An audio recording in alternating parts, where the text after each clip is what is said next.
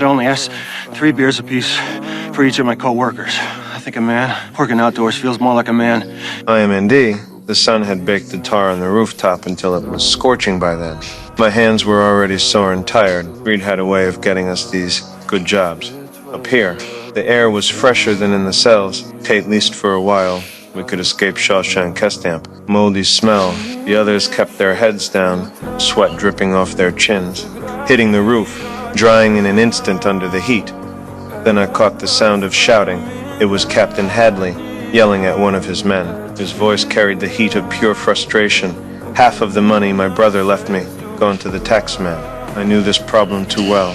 Back when I was a banker, numbers like that were my daily bread. I put my tools down and walked toward...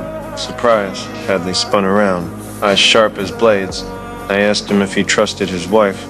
He grabbed me by the collar and shoved me toward the edge of the roof, below us. Shawshank spread out like a giant steel cage.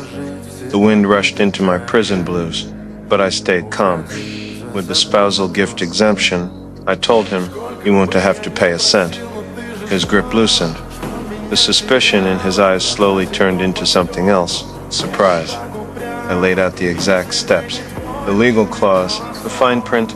I watched him shift from anger to disbelief, then to grabbing my arm tight. You telling me that as for real? I told him I'd handle it for free. But I looked over at my buddies, still bent over in the sun, and said, all I wanted in return was 3 cold beers for each of them. Didn't he think he'd actually do it? But he did. That afternoon, the Lawson turned the bottles into little pillars of gold. The guys sat on the roof, laughing with a freedom you could almost taste.